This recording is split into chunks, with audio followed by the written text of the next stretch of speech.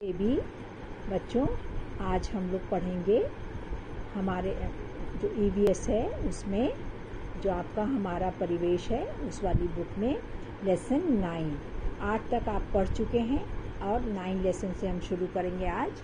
और ये है हम और हमारी फसलें, मतलब हम सब मनुष्य और हमारी फसलें। जो फसल मतलब जो हम लोग खाते पीते हैं, अनाज है, दालें हैं, सब्जी है, फल है, फ्रूट है, इन सब को क्या कहते हैं? फसलें। यहाँ देखो, अब हम रीड करेंगे, आप लोग ध्यान से देखिएगा। नेहा अपने भाई के साथ प्रतिदिन विद्यालय जाती थी। रास्ते में उसे धान के लहराते खेत दिखाई पड़ते थे। उसे देखकर नेहा बहुत खुश होती थी। उसके मन में सदा ये जिज्ञासा रहती थी कि ये पौधे इतने हरे भरे कैसे दिखाई पड़ते हैं।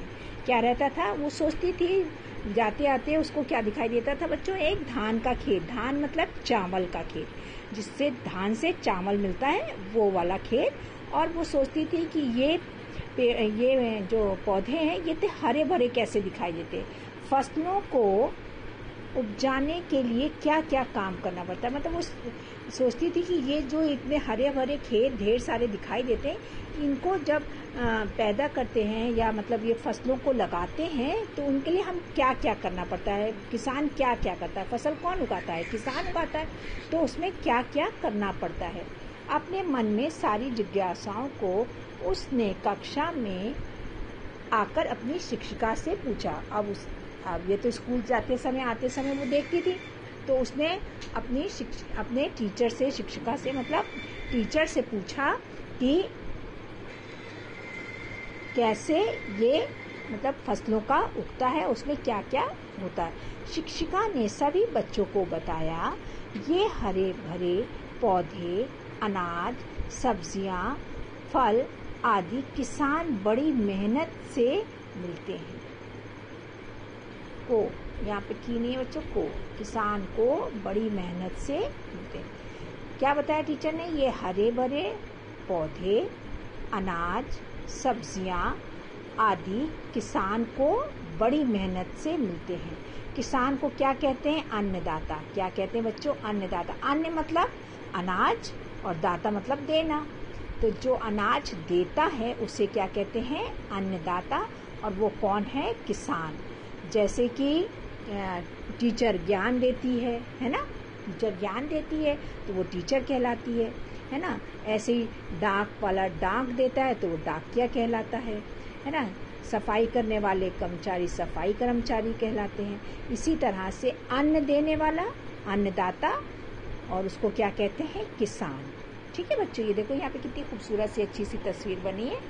आप लोगों ने बहुत बार इस तरह से देखा होगा कि ये किसान है और ये उसके बैल हैं और ये क्या कर रहे हैं? खेत को, ये पूरा खेत है दिखाया। आइए जाने फसलें उपजाने के तरीके। अब क्या करना है? हमें पता करना है कि फसलें कैसे उपजाते हैं, मतलब कैसे उनको पैदा करते हैं, कैसे फसलों को वो करते हैं, मतलब उपजाते हैं।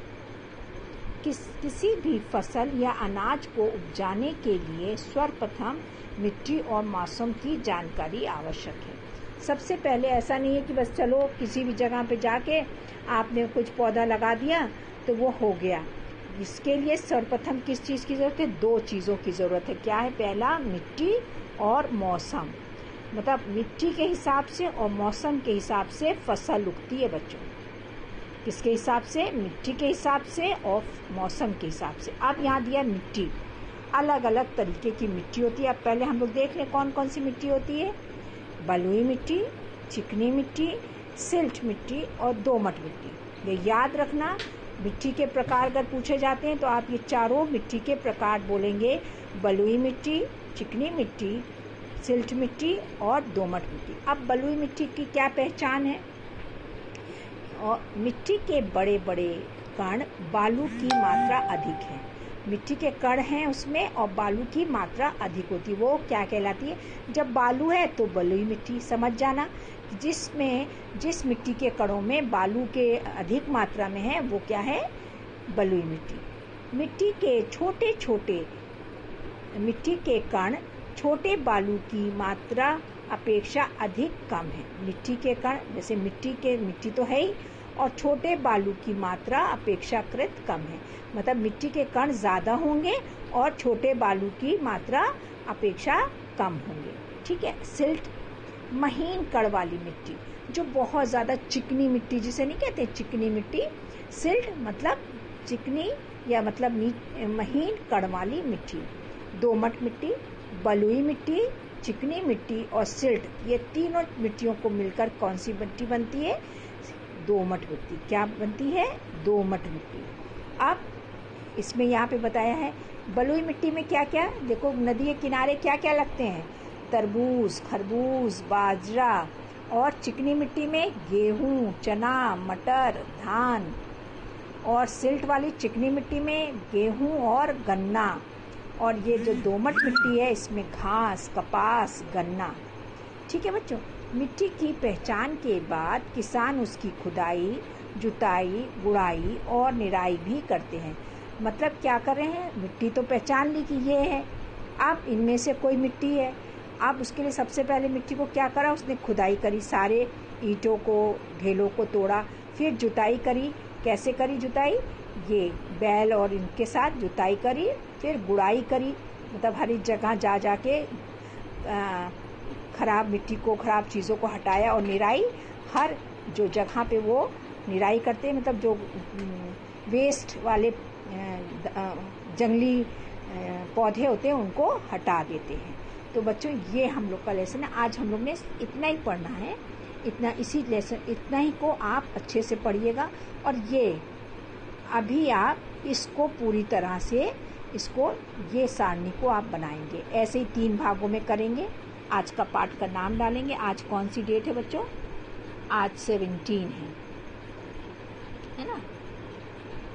नहीं, 18 है आज 18 है, 18 तारीख। और आप डाल के लेसन में इसको आप ये सारणी आप बनाएंगे साफ साफ, सुंदर सुंदर राइटिंग में, और फिर मुझे दिखाएंगे। ठीक है बच्चों, यहाँ तक आप फिर से पढ़ेंगे। क्या बोला? फिर से पढ़ेंगे और ये सारणी आप बनाएंगे। ठीक है। फिर भी कोई चीज़ पूछनी होगी तो आप हमसे पूछ सकते हैं।